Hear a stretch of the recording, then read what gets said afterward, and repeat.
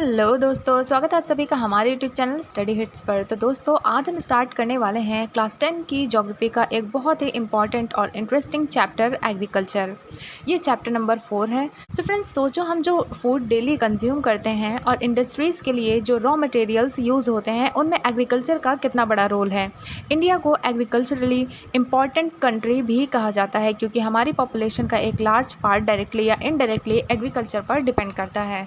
इस चैप्टर में हम सिर्फ फार्मिंग के बारे में नहीं पढ़ेंगे बल्कि समझेंगे कि इंडिया में डिफरेंट टाइप ऑफ फार्मिंग कौन सी है, प्राइमेटिव सबसिस्टेंस फार्मिंग क्या होती है, शिफ्टिंग कल्टीवेशन या स्लैश एंड बर्न एग्रीकल्चर क्या होता है और इंडिया के डिफरेंट रीजन्स में इसे अलग अलग नेम से क्यों जाना जाता है।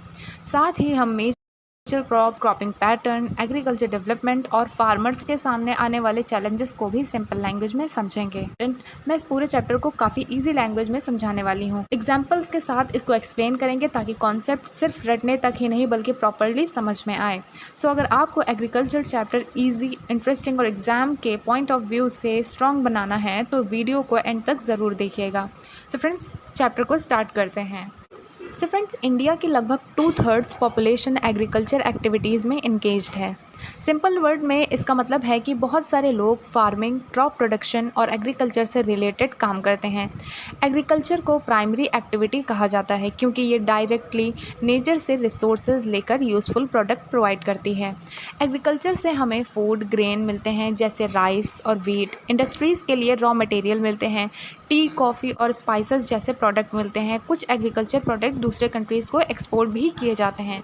फॉर एग्जांपल कॉटन, जो कि टेक्सटाइल इंडस्ट्रीज़ के लिए रॉ मटेरियल होते हैं, शुगर केन, शुगर इंडस्ट्रीज़ के लिए रॉ मटेरियल होते हैं और जूट इंडस्ट्रीज़ के लिए रॉ मटेरियल होते हैं।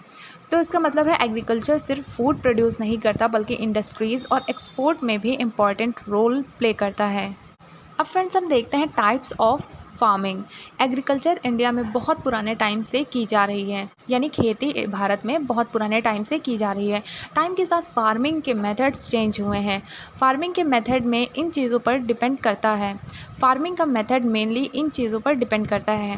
पहला होता है फिजिकल एनवायरनमेंट, यानी क्लाइमेट कैसा है, सॉइल कैसी है, रेनफॉल कब होगी या फिर लैंड कैसा है। सेकेंड है टेक्नोलॉजिकल नो हाउ, यानी कि फार्मर के पास मशीन और मॉडर्न टेक्नोलॉजी कितनी है। और तीसरा है सोशियो कल्चरल प्रैक्टिसेस, यानी सोसाइटी और लोकल ट्रेडिशन का फार्मिंग पर क्या इफ़ेक्ट पड़ता है। इसलिए इंडिया के डिफरेंट रीजन में फार्मिंग का स्टाइल भी डिफरेंट होता है।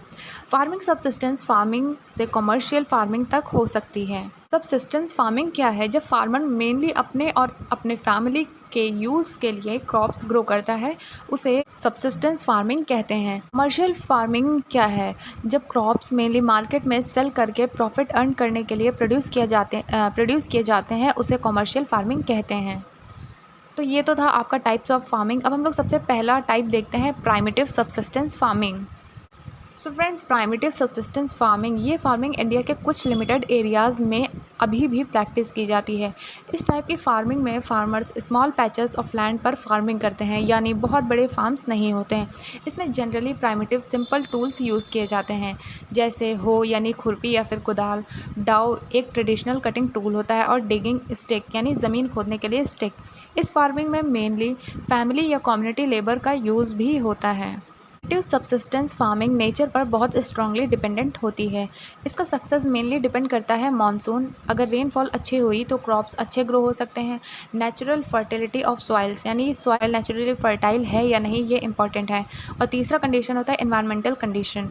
टेम्परेचर, रेनफॉल और अदर नेचुरल कंडीशन भी क्रॉप्स के ग्रोथ को अफेक्ट करती हैं। इसीलिए इस टाइप की फार्मिंग में मॉडर्न इरीगेशन, फर्टिलाइज़र और मशीन का यूज़ कंपैरेटिवली कम होता है। प्राइमेटिव सबसिस्टेंस फार्मिंग का एक इम्पॉर्टेंट फॉर्म है स्लैश एंड बर्न एग्रीकल्चर। इसको शिफ्टिंग कल्टीवेशन भी कहा जाता है। इस मेथड में फार्मर्स पहले लैंड के एक पैच को क्लियर करते हैं और फिर उस पर क्रॉप्स ग्रो करते हैं। सिंपल प्रोसेस में समझें तो फार्मर्स एक पर्टिकुलर पैच पर कुछ टाइम तक फार्मिंग करते हैं। जब उस लैंड की सॉइल फर्टिलिटी डिक्रीज़ हो जाती है तो वो दूसरे पैच ऑफ लैंड पर शिफ्ट कर जाते हैं।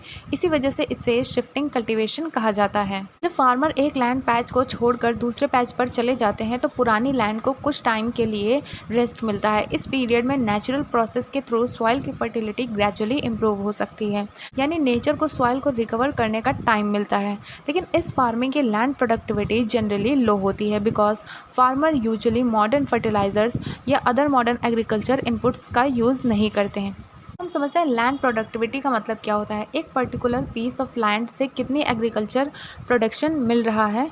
अगर सेम लैंड से कम प्रोडक्शन हो रहा है तो प्रोडक्टिविटी लो है, इसी को लैंड प्रोडक्टिविटी कहते हैं। शिफ्टिंग कल्टीवेशन को दुनिया के डिफरेंट रीजन में डिफरेंट नेम से जाना जाता है। मेक्सिको और सेंट्रल अमेरिका में इसे मिल्पा के नाम से जाना जाता है। वेनेजुएला में कोनोको के नाम से जाना जाता है। वहीं ब्राज़ील में इसे रोका कहते हैं। सेंट्रल अफ्रीका में माजोल, इंडोनेशिया में लाडांग और वियतनाम में रे। यानी फार्मिंग का बेसिक आइडिया सिमिलर है लेकिन लोकल रीजन के अकॉर्डिंग इसका नेम चेंज हो जाता है।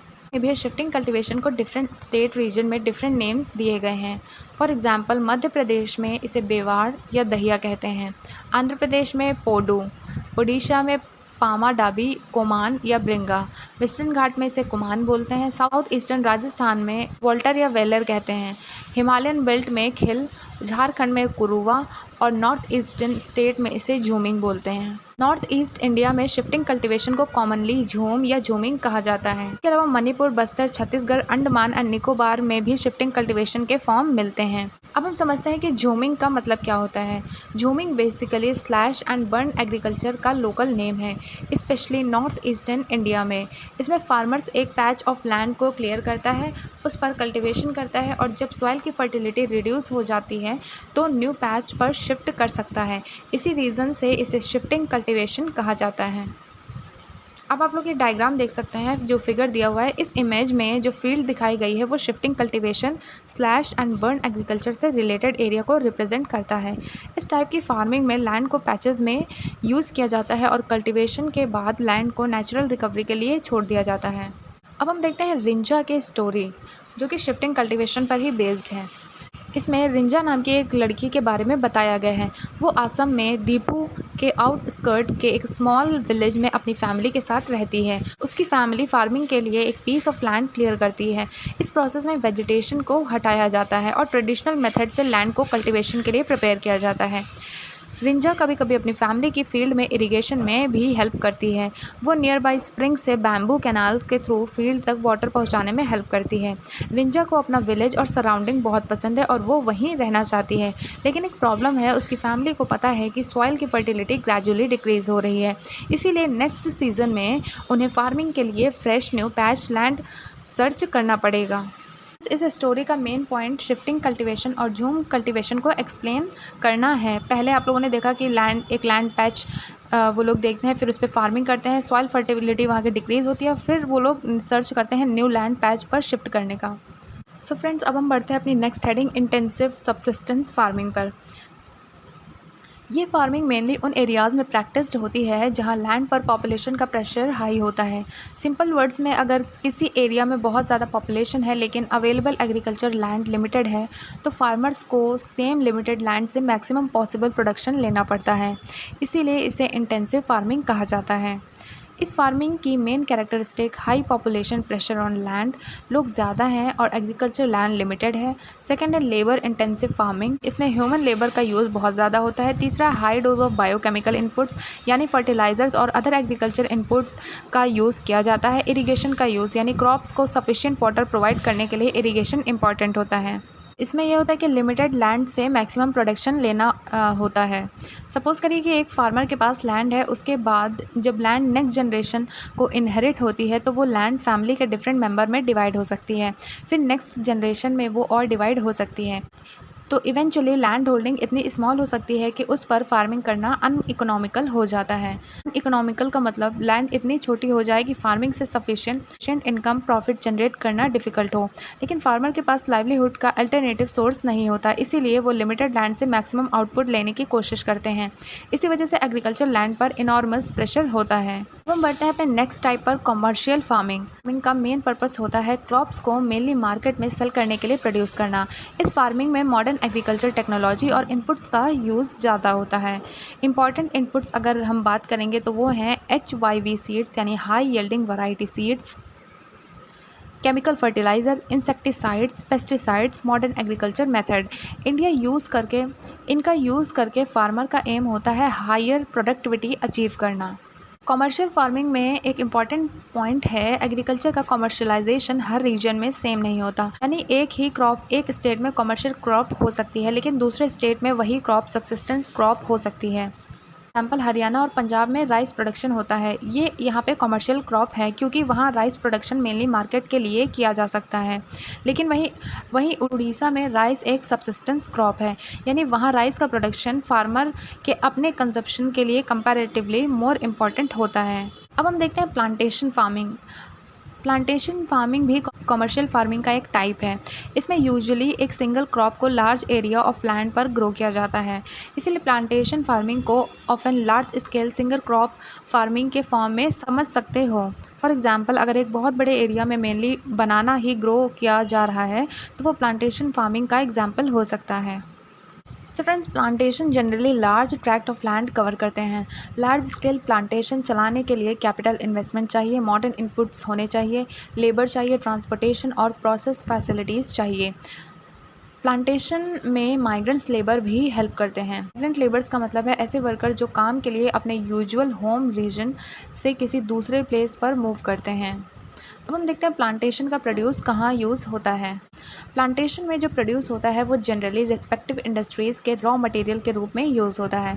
For example, tea processing industries में, रबर इंडस्ट्रीज़ और शुगर इंडस्ट्रीज़ में। यानी प्लांटेशन क्रॉप्स डायरेक्टली इंडस्ट्रीज़ को रॉ मटेरियल प्रोवाइड करते हैं। इंपॉर्टेंट प्लांटेशन क्रॉप्स हैं जैसे कि tea, coffee, rubber, sugar cane, banana. ये crops large scale commercial production में इंपॉर्टेंट हो सकते हैं। ये आप लोग पिक्चर्स में भी देख सकते हैं। टी प्लांटेशन इंपॉर्टेंट है। वहीं कर्नाटका की बात करें तो कर्नाटका में कॉफ़ी प्लांटेशन इंपॉर्टेंट है। प्लांटेशन फार्मिंग में प्रोडक्शन मेनली मार्केट के लिए होता है, इसीलिए सिर्फ क्रॉप ग्रो करना इनफ नहीं है। प्लांटेशन एरिया को कनेक्ट करने के लिए transport plus communication network important होता है। ऐसा क्यों होता है? बिकॉज प्लांटेशन से प्रोड्यूस को farm plantation, then processing industry, then market तक ले जाना होता है। अगर रोड और ट्रांसपोर्टेशन अच्छे नहीं होंगे तो प्रोड्यूस को प्रोसेसिंग यूनिट्स और मार्केट तक एफिशिएंटली पहुंचाना डिफ़िकल्ट हो सकता है। इंडिया में हर जगह सेम टाइप की फार्मिंग नहीं होती है। इंडिया में सॉइल, क्लाइमेट, रेनफॉल, टेम्परेचर और कल्चर में बहुत डाइवर्सिटी है। इसी वजह से अलग अलग एरियाज़ में डिफरेंट क्रॉप्स ग्रो किए जाते हैं। कुछ क्रॉप्स फूड के लिए होते हैं, कुछ फाइबर के लिए और कुछ स्पाइसेस, फ्रूट्स और वेजिटेबल्स के लिए। फार्मर सीजन्स के अकॉर्डिंग क्रॉप्स चूज़ करते हैं। इंडिया में मेनली 3 क्रॉपिंग सीजन्स होते हैं। पहला रबी, दूसरा खरीफ और तीसरा ज़ैद। अब इन तीनों को डिटेल में हम समझते हैं। फ्रेंड्स, क्रॉपिंग पैटर्न क्या होता है? क्रॉपिंग पैटर्न का सिंपल मीनिंग है किसी पर्टिकुलर एरिया में कौन सी क्रॉप किस सीज़न में और किस ऑर्डर या पैटर्न में ग्रो की जाती है, उसे क्रॉपिंग पैटर्न कहा जाता है। इंडिया में फिजिकल डाइवर्सिटी और कल्चरल डाइवर्सिटी की वजह से क्रॉपिंग पैटर्न भी डिफरेंट है। इंडिया में ग्रो होने वाली इंपॉर्टेंट क्रॉप्स हैं food crops, fibre crops, vegetables, fruits, spices और कॉन्डिमेंट्स एक्सेट्रा इंक्लूड होते हैं। सबसे पहले देखते हैं रबी सीजन्स की रबी क्रॉप्स को। सोविंग मंथ होता है अक्टूबर टू दिसंबर और हार्वेस्टिंग टाइम यानी कब काटा जाता है अप्रैल टू जून में। यानी अक्टूबर से दिसंबर में ये लगाई जाती हैं और अप्रैल टू जून में इन्हें हार्वेस्ट किया जाता है, यानी इन्हें काटा जाता है। यानी विंटर्स में सोविंग और समर में हार्वेस्टिंग। इंपॉर्टेंट रबी क्रॉप्स हैं वीट, बार्ले, पीस, ग्राम, मस्टर्ड। सभी क्रॉप्स इंडिया के लार्ज पार्ट में ग्रो की जाती हैं, लेकिन नॉर्थ और नॉर्थ वेस्टर्न स्टेट में ये स्पेशली इंपॉर्टेंट है। इंपॉर्टेंट स्टेट हैं पंजाब, हरियाणा, हिमाचल प्रदेश, जम्मू कश्मीर और उत्तराखंड, उत्तर प्रदेश। इन एरियाज़ में वीट और रबी क्रॉप्स का प्रोडक्शन इंपॉर्टेंट है। क्रॉप्स के ग्रोथ के लिए विंटर्स में होने वाली प्रेसिपिटेशन रेनफॉल हेल्पफुल होती है। वेस्टर्न टेम्परेट साइक्लोन्स का मेंशन ये करता है। ये वेदर सिस्टम विंटर के टाइम नॉर्थ वेस्टर्न इंडिया में प्रेसिपिटेशन ला सकता है। इसी प्रेसिपिटेशन से रबी क्रॉप्स को वाटर मिलता है जो उनकी ग्रोथ में यूज़फुल होता है। ग्रीन रेवोल्यूशन भी पंजाब, हरियाणा, वेस्टर्न उत्तर प्रदेश और राजस्थान के कुछ पार्ट में रबी क्रॉप्स के ग्रोथ का इंपॉर्टेंट फैक्टर रहा है। ग्रीन रेवोल्यूशन के थ्रू एग्रीकल्चर में better seeds, irrigation, fertiliser, modern farming techniques का यूज़ इंक्रीज़ हुआ है। इससे क्रॉप प्रोडक्शन और प्रोडक्टिविटी को इम्प्रूव करने में हेल्प मिलती है। हैं अपने सेकंड सीज़न खरीफ सीज़न को, जिसमें खरीफ क्रॉप्स ग्रोन की जाती हैं। तो इसका सोविंग सीज़न होता है जून मॉनसून के बिगिनिंग के अराउंड, और इसका हार्वेस्ट टाइम होता है सितंबर टू अक्टूबर। यानी मॉनसून स्टार्ट होते ही खरीफ क्रॉप को सोन किया जाता है और सितंबर या अक्टूबर में उन्हें हार्वेस्ट कर लिया जाता है। इंपॉर्टेंट क्रॉप्स हैं paddy, rice, maize, jowar, bajra, toor, moong, urad, cotton, jute, groundnut, soybean. India में बहुत सारे एरियाज़ में पैडी ग्रो किया जाता है। राइस ग्रोइंग रीजन के एग्जाम्पल कुछ दिए गए हैं, यानी चावल इस सीज़न में ज़्यादा उगाया जाता है। उसके कुछ स्टेट्स हैं Assam, waste Bengal, coastal Orissa, Andhra Pradesh, Telangana, Tamil Nadu, Kerala, Maharashtra, specially Konkan coast, Uttar Pradesh और बिहार। यानी राइस इंडिया में मैनी रीजन्स में इंपॉर्टेंट क्रॉप है। नॉर्मली पंजाब और हरियाणा को वीट प्रोडक्शन के लिए भी जाना जाता है, लेकिन रिसेंटली पैडी पंजाब और हरियाणा में भी इम्पॉर्टेंट क्रॉप बन गया है। इसका मतलब है कि फार्मिंग पैटर्न टाइम के साथ चेंज भी हो सकते हैं। वहीं कुछ स्टेट में फार्मर्स एक साल में पैडी की 3 क्रॉप्स ग्रो कर सकते हैं। असम, वेस्ट बंगाल और उड़ीसा में ऑस, अमन, बोरो, ये 3 टाइप्स की क्रॉप्स ऑफ पैडी ग्रो किए जाते हैं। हम अपने थर्ड सीज़न जैद सीज़न पर चलते हैं। इसमें देखते हैं जैद क्रॉप को। अब रबी और खरीफ के बीच एक शॉर्ट समर सीज़न होता है। इस सीज़न को ही जैद सीज़न कहा जाता है। जैद सीज़न यानी रबी और जैद के बीच का जो समय है उसे जैद सीज़न कहते हैं। जैद एक short duration summer cropping season है। जैद में अब कौन सी क्रॉप्स ग्रो होती हैं, तो वो है watermelon, muskmelon, cucumber, vegetables, fodder crops grow किए जाते हैं। शुगर केन को ग्रो होने में अराउंड 1 ईयर लगता है, यानी sugar cane short duration crop नहीं है, इसीलिए शुगर केन का क्रॉप साइकिल रबी, खरीफ, जैद के शॉर्ट सीजनल क्रॉप से डिफरेंट होता है। अब हम देखते हैं कुछ मेजर क्रॉप्स। इंडिया में डिफरेंट टाइप की फूड और नॉन फूड क्रॉप्स ग्रो होती हैं। कौन सी क्रॉप कहाँ ग्रो होती है ये मेनली डिपेंड करता है सॉइल, क्लाइमेट, कल्टीवेशन प्रैक्टिसेस पर। इंडिया की मेजर क्रॉप्स हैं rice, wheat, millet, pulses, tea, coffee, sugar cane, oil seed, cotton, jute. Rice जो है वो इंडिया का स्टेपल फूड क्रॉप है। स्टेपल फूड का मतलब ऐसा फूड जो किसी कंट्री, रीजन के मेजॉरिटी पीपल के डेली डाइट का इंपॉर्टेंट पार्ट हो। इंडिया में बहुत लार्ज पॉपुलेशन के लिए राइस यानी चावल एक इम्पॉर्टेंट स्टेपल फूड है। इंडिया और राइस प्रोडक्शन। चाइना के बाद इंडिया दुनिया का second largest producer of rice है, यानी वर्ल्ड में राइस प्रोडक्शन के केस में इंडिया का बहुत इंपॉर्टेंट पोजीशन है। फर्स्ट पोजीशन है चाइना का और सेकंड है इंडिया का। राइस एक खरीफ क्रॉप है, यानी राइस जनरली मानसून सीज़न के साथ ग्रो किया जाता है, इसीलिए राइस को सफिशिएंट वाटर रेनफॉल की नीड होती है। इसमें हाई टेम्परेचर चाहिए होता है और इसका टेम्परेचर 25 डिग्री अराउंड होता है, यानी राइस को वार्म हॉट क्लाइमेट पसंद है।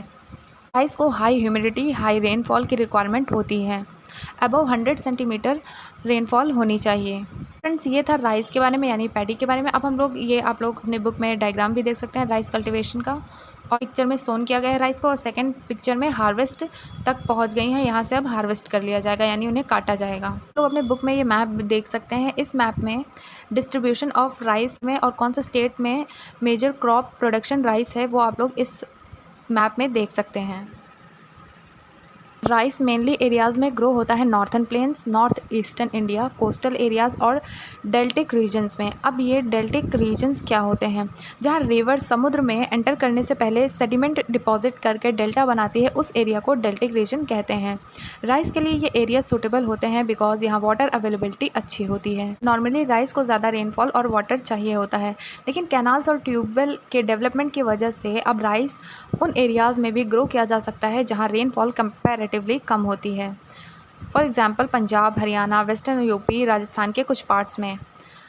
राइस के बाद अब हम अपनी मेजर क्रॉप वीट को देखते हैं। Second most important cereal crop है वीट। अब सीरियल क्रॉप क्या होता है? ऐसा क्रॉप जो मेनली ग्रेन्स प्रोड्यूस करते हैं, जैसे वीट, राइस, मेज, ज्वार, बाजरा। वीट यानी गेहूँ इंडिया के नॉर्थ और नॉर्थ वेस्टर्न पार्ट्स में पर्टिकुलरली इम्पॉर्टेंट है।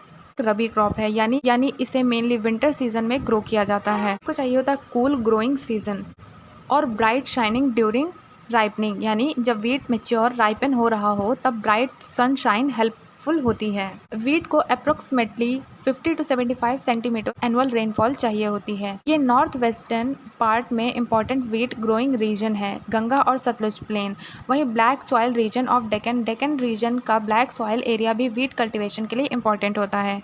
मेजर वीट प्रोड्यूसिंग स्टेट हैं Punjab, Haryana, UP, MP, Bihar and Rajasthan. Next crop पर मिलेट। इंडिया में बहुत इंपॉर्टेंट है मिलेट। ज्वार, बाजरा और रागी। इन्हें जनरली कोर्स ग्रेन कहा जाता है, लेकिन यहाँ एक इम्पॉर्टेंट पॉइंट है कि कोर्स ग्रेन का मतलब ये नहीं है कि ये पुअर क्वालिटी फूड है। एक्चुअली मिलेट की न्यूट्रिशनल वैल्यू बहुत हाई होती है। रागी आयरन में रिच होता है, कैल्शियम रिच होता है, अदर माइक्रो न्यूट्रिएंट कंटेन करता है, रफेज भी प्रोवाइड करता है। एरिया और प्रोडक्शन के अकॉर्डिंग इंडिया की third most important food crop है ज्वार।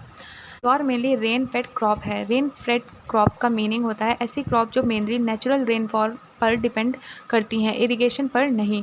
ज्वार मोस्टली मॉइस्ट एरियाज़ में ग्रो होता है, लेकिन जहाँ रेनफॉल सफिशिएंट नहीं होती वहाँ इरिगेशन की नीड हो सकती है। मेजर ज्वार प्रोड्यूसिंग स्टेट है महाराष्ट्र, कर्नाटका, आंध्र प्रदेश और मध्य प्रदेश। अब हम बढ़ते हैं नेक्स्ट क्रॉप बाजरा। बाजरा डिफरेंट टाइप की सॉइल में ग्रो हो सकता है, स्पेशली सैंडी सॉइल और shallow black soil. Sandy soil जिसमें सैंड का प्रोपोर्शन ज़्यादा होता है, और शैलो ब्लैक सॉइल की रिलेटिवली थिन डेप्थ कम लेयर होती है। मेजर प्रोड्यूसिंग बाजरा स्टेट है राजस्थान, यूपी, महाराष्ट्र, गुजरात और हरियाणा। वहीं अगर रागी की बात करें तो रागी के लिए इम्पॉर्टेंट सॉइल होती है red soil, black soil, Sandy soil, loamy और शैलो ब्लैक सॉइल। यानी रागी को भी डिफरेंट टाइप ऑफ सॉइल में कल्टिवेट किया जा सकता है। और इसके मेजर प्रोड्यूसिंग स्टेट है कर्नाटका, तमिलनाडु, हिमाचल प्रदेश, उत्तराखंड, सिक्किम, झारखंड और अरुणाचल प्रदेश। नेक्स्ट क्रॉप मेज़। मेज़ को हम कॉमनली कॉर्न भी कहते हैं, यानी भुट्टा। मेज़ का यूज़ मेनली फूड ह्यूमंस के फूड के लिए होता है और एनिमल्स के लाइव स्टॉक के फीड के लिए भी होता है। मेज़ का सीज़न होता है खरीफ सीज़न, यानी ये एक खरीफ क्रॉप है, यानी इसका कल्टीवेशन मेनली मानसून सीज़न में होता है। बिहार में मेज़ रबी सीज़न में भी ग्रो किया जाता है। मेज़ के लिए approx temperature 21 degree to 27 degree Celsius चाहिए होता है। मेज़ के लिए एलुवियल सॉइल इम्पॉर्टेंट होती है। एलुवियल सॉइल रिवर द्वारा डिपॉजिट सेडिमेंट से बनने वाली फर्टाइल सॉइल को एलुवियल सॉइल कहते हैं। इंडिया के प्लेन्स में एलुवियल सॉइल का लार्ज डिस्ट्रीब्यूशन है। मेज़ प्रोडक्शन इंक्रीज होने में मॉडर्न एग्रीकल्चर इनपुट का इंपॉर्टेंट कंट्रीब्यूशन रहा है। HYV seeds, fertiliser, irrigation. HYV यानी हाई यील्डिंग वैरायटी सीड्स, ऐसे सीड जो सूटेबल कंडीशन में कंपैरेटिवली हाई प्रोडक्शन देने के लिए डेवलप्ड होते हैं। मेज़ के प्रोड्यूसिंग स्टेट देखते हैं कर्नाटका, मध्य प्रदेश, उत्तर प्रदेश, बिहार, आंध्र प्रदेश एंड तेलंगाना। पिक्चर देख सकते हैं मेज़ कल्टिवेशन का, और इधर तरफ वीट कल्टीवेशन। दो इमेजेस आप लोग अपने बुक में देख सकते हैं। यहाँ पे आप देख सकते हैं वीट प्रोडक्शन के स्टेट्स, कहाँ पर वीट प्रोडक्शन ज़्यादा होता है। लंबी हो रही है, इसलिए हम इस चैप्टर को नेक्स्ट वीडियो में कवर करेंगे। तो आज की वीडियो में बस इतना ही। अगर वीडियो पसंद आई हो तो वीडियो को लाइक करिएगा और चैनल को सब्सक्राइब करना मत भूलिएगा। मिलते हैं इसके नेक्स्ट पार्ट में, तब तक के लिए थैंक यू।